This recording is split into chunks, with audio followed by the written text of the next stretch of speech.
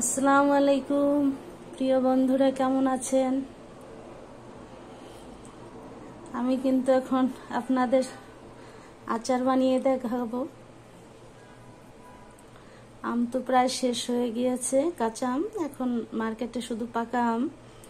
এবছর আচার দেওয়ার হয় নাই, তারপর আমি কেটে ফেলেছি। যদিও আম এই পূর্বাচলে গিয়েছিলাম, আম দেখেছি, কাঁচা আম নিয়ে আসলাম। আর আমি দুভাবে কেটে নিয়েছি। এটা আমার মায়ের কাছ থেকে শেখা। এবং যত প্রকার আমি বলবো দুনিয়ার যত ধরনের আচার আছে, এর চেয়ে মজাদার এবং ভালো আচার আর হতে পারে না। যে রকমের ঘ্রাণ হয়, খেতেও সেরকম মজা। আর সবচেয়ে হলো, এটা আমি কোনো আগুনের কোনো চুলার তাপে এটাকে বানাবো না, পুরোটাই রোদে শুকিয়ে বানাবো। এবং এটা একটা ধাপে ধাপে হবে এবং সেটা আমি দেখাবো। আমি কিন্তু এই কিছু নিয়েছি ছিলে, এই যে ছিলে নিয়েছি। রোদ পড়েছে জানলা থেকে তো দেখা যাচ্ছে না, এই যে। আর একটা হলো এই যে এই ছোলা। তবে আমি বলবো এই যে ছিলে করছি না, ছিলার চেয়ে এরকমের ছোলা সহ কেচে নিয়ে করলেই হবে। আচ্ছা, আর কথা না বাড়িয়ে আমি দেখাচ্ছি কি করতে হবে। কারণ আমি যখনই আচার দিতে যাই তখনই আকাশে মেঘ থাকে, তখন ফ্যানের বাতাসের নিচে রাখতে হয়।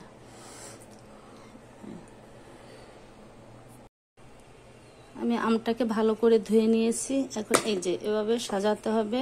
আর আরেকটা কথা মনে রাখবেন, এই যে আমি কিন্তু ফ্লোরে বসে বসে বটি দিয়ে কেটেছি। এটা বটি ছাড়া কাটা ভালো হবে না। হয়তো কাটতে পারে, অনেকের হয়তো এক্সপিরিয়েন্স আছে। আমি বটিতেই কাটি, যেরকম আমার মাকে দেখেছি করতে, আমি ঠিক সেভাবেই করছি। এই আগে ছোলা যে সহ যেগুলি কেটেছি সেগুলো আমি এভাবে নিচে সাজাবো। কারণ এটাকে রোদের তাপে ঢাকনা দিয়ে একটা দিন পুরো রোদে রাখতে হবে। এটা সেদ্ধ হয়ে যাবে, সেদ্ধ গলে যাবে না, কিন্তু এই ছোলাটা একদম সাদা হয়ে আসবে। একদিকে লবণ, একদিকে রোদের তাপ, সব মিলিয়ে। এখন আমি এই যে লবণটা দিচ্ছি এখানে, এই যে দেখেন প্রচুর লবণ দিতে হবে। লবণটা কিন্তু গলে যাবে এবং গলে গলে এই যে আমের ভিতরে প্রতিটা যে আমি কেটেছি না, প্রতিটা লেয়ারে লেয়ারে কিন্তু লবণটা ঢুকবে। এরপরে আসবে কিন্তু এই সাদাটা দিব, কারণ এটা যেহেতু ছোলা নাই, এই জন্য আমি এটা পরে দেব একটু পরে।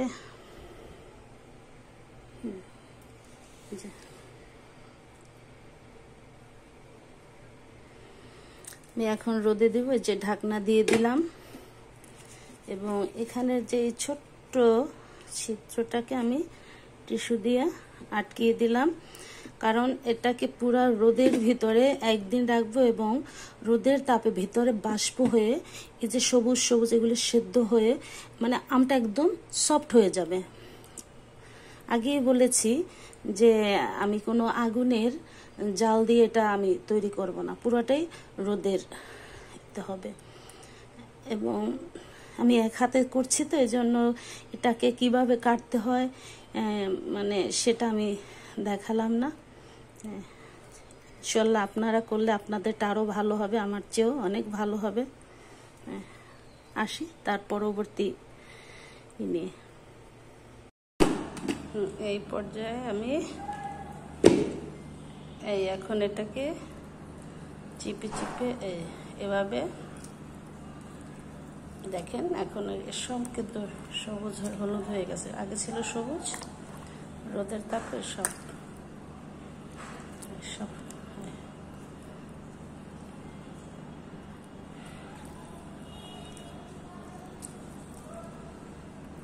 এগুলো চিপে চিপে এভাবে উঠাতে হবে।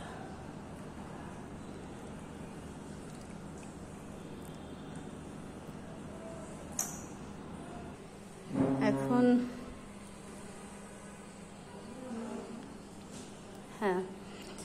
এই যে আমের এগুলির উপরে চিনি আছে না, এভাবে দিয়ে দিব, কারণ যেহেতু বাচ্চারা খাবে, আপনারা চিনি ছাড়াও করতে পারবেন, তাহলে যে এই এমনি শুকালেই হবে। এটা কিন্তু আমার দ্বিতীয় ধাপ।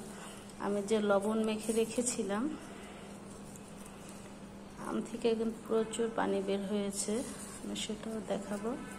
এই চিনিটা গলে গলে কিন্তু পুরা আমের ভিতরে বসে যাবে, এই যে এভাবে। আমি কিন্তু আগে ওই যে আম কয়টা ছিলে দিয়েছিলাম সে কয়টাই,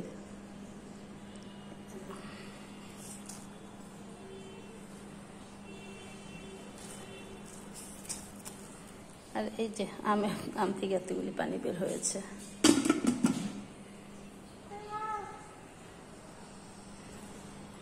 এভাবে দিলেই গলে গলে ভিতরে ঢুকে যাবে, তবে চামিচ দিয়ে উল্টে পাল্টে দিতে হবে যেন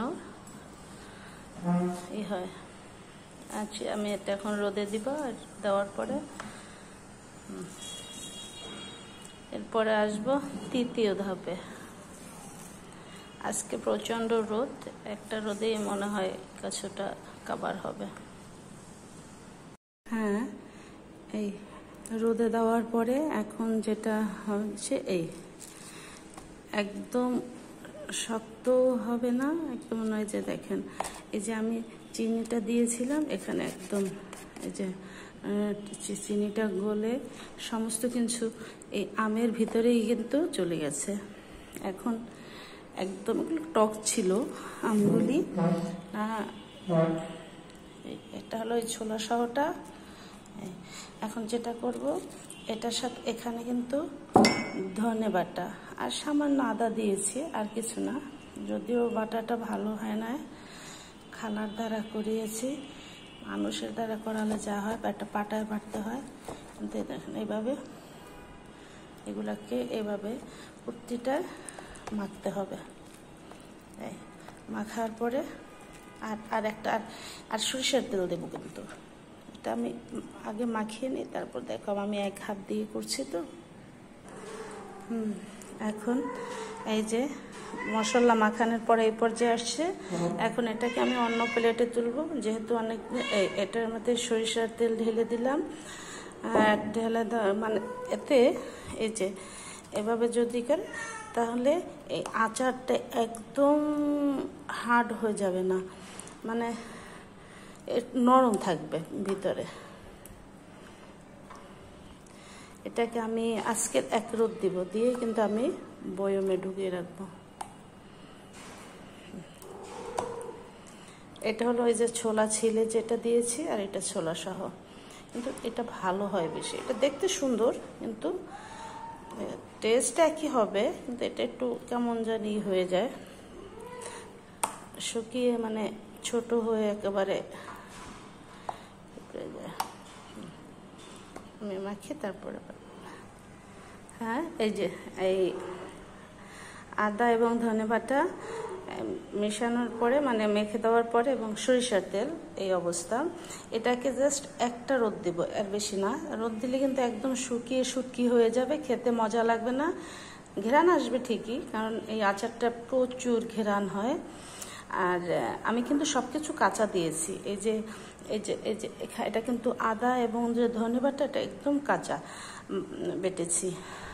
আর একটা কথা বলি, আমি কিন্তু কখনো যে কোনো আচার আমি ভিনিগার দিই না। ভিনিগার দিলে একটা আচারের জানি কেমন একটা গন্ধ টেস্টটা জানি একটু অন্যরকমের চেঞ্জ হয়ে যায়।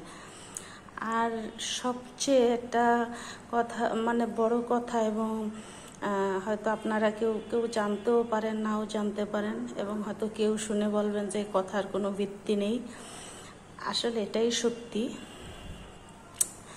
আমের আচার কখনো মানে বয়মে ঢুকানোর পরে হাত দিয়ে ছানাছানি করে খাবেন না, চামিচ দিয়ে খাবেন এবং উঠাবেন। এবং এরা কিন্তু ছুঁত সহ্য করতে পারে না, এরা কিন্তু ছুঁতটাকে একদম সহ করতে পারে না, তাহলেই নষ্ট হয়ে যায়।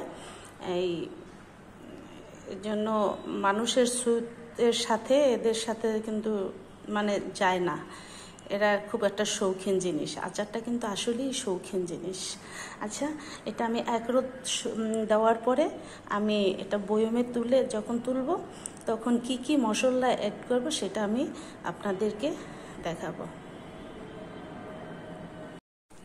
মশলা মাখার পরে এখন এই পর্যায়ে এসেছে, দেখেন এটা কিন্তু নরম নরম আছে। এভাবেই আমি বয়মজাত করব। এটা থাকলে আপনার এই আচারটা খেতে ভালো লাগবে, একদম করকরা করে শুকনা করা যাবে না। আমি এতে কিন্তু এর আগে খালি হাতে সব করেছি। এখন এই লাস্ট ফিনিশিং যেটা আমি হ্যান্ড গ্লাভ পরে নিয়েছি, কারণ আগেই বলেছি যে আচার একটা শৌখিন জিনিস, এটাকে বেশি হাত দিয়ে ছানাছানি করা যাবে না। যাই হোক, আমি এখন এখানে যেটা করব, এই আচারটার ভিতরে কি কি জিনিস দিতে হবে, আদা কুচি, দারচিনি, তেজপাতা। এই যে তেজপাতাটা কিন্তু একটু পাঁচটা ছিঁড়ে ছিঁড়ে নিয়েছি। এই যে শুকনো মরিচ, এটা শুকনো মরিচও পাঁচ ছিঁড়ে ছিঁড়ে নিয়েছি যেন ঝালটা বের হয়। 5টা এলাচ, লবঙ্গ এবং আস্তা আস্তা রসুন।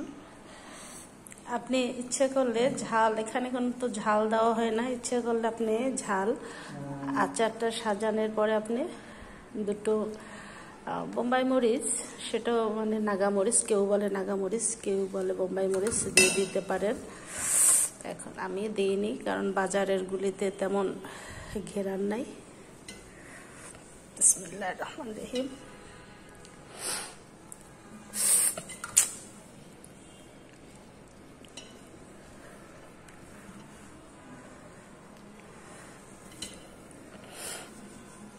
সাজিয়ে সাজিয়ে রাখবেন, দেখতে ভালো লাগবে। আর অনেক আচার তো, এটা তো পুরো বয়মের ভিতরে কাভার করতে হবে। এখানে কিন্তু আমার 2 ধরনের আচার আছে, যেরকম এই সবই মিষ্টি আচার, আর আপনি ইচ্ছে করলে এর ভিতরে যায় এটা একটা মিষ্টি আচার। আপনি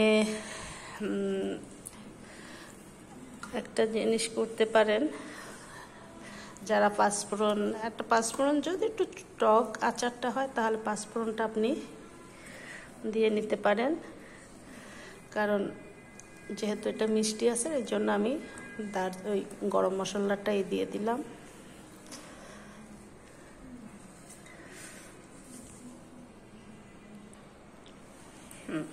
এখন আমি এর ভিতরে একটু আদা কুচি দিয়ে দিলাম, একটু রসুন দিয়ে দিলাম, সাইড সাইড করে দিয়ে দিয়েন যেন বাহির থেকে দেখা যায়। তারপরে এই লবঙ্গটা দিয়ে দিলাম, এলাচিটাও আমি একটু ফাটিয়ে নিয়েছি, সবগুলি দিয়ে দিলাম।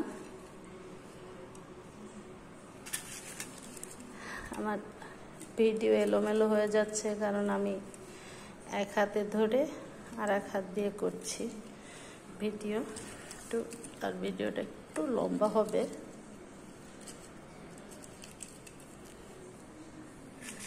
দারচিনি দিয়ে দিলাম,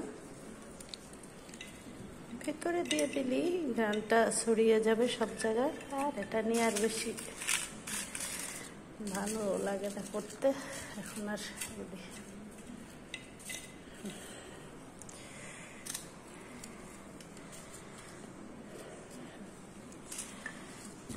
সব দিয়ে দিলাম। এখন আবার এগুলি সাজিয়ে দেবো। এই যে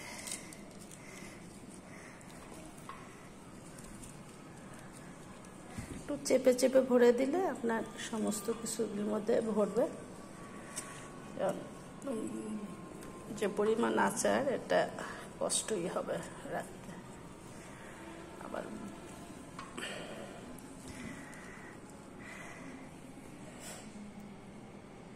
হ্যাঁ, আমার আচার সাজানো শেষ।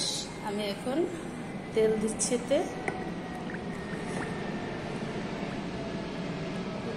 এটা সরিষার তেল, আমি নিজে দাঁড়িয়ে থেকে বানিয়ে নিয়ে এসেছি।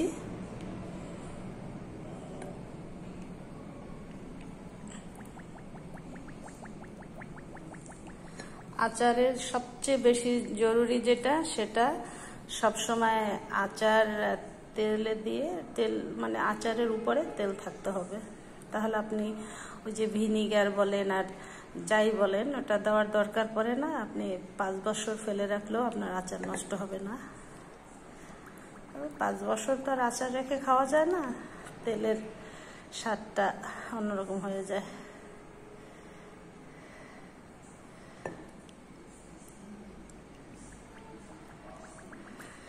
এই তেল দেওয়ার পরে আপনি একদম 2-3 দিন এটা মুখে ঢাকনা না দিয়ে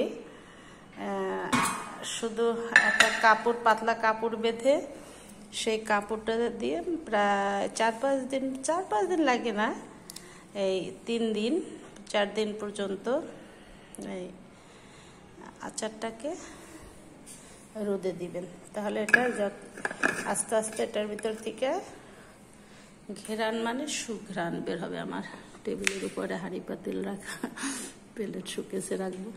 এই আপনাদের পছন্দ হলে আমার এই আচার আপনারা বাসায় বানাবেন, এবং যদি খারাপ হয় 2-একটা বকাঝকা দিয়ে কমেন্ট করবেন, সাবস্ক্রাইব করবেন এবং বেশি বেশি দেখবেন। এবং এটা কিন্তু আমার মায়ের কাছ থেকে শেখা আচার, এবং সবচেয়ে মজা এবং সুঘ্রাণ যুক্ত আচার, মায়ের আচার। আল্লাহ হাফেজ, ফি আমানিল্লাহ। সবাই ভালো থাকুন।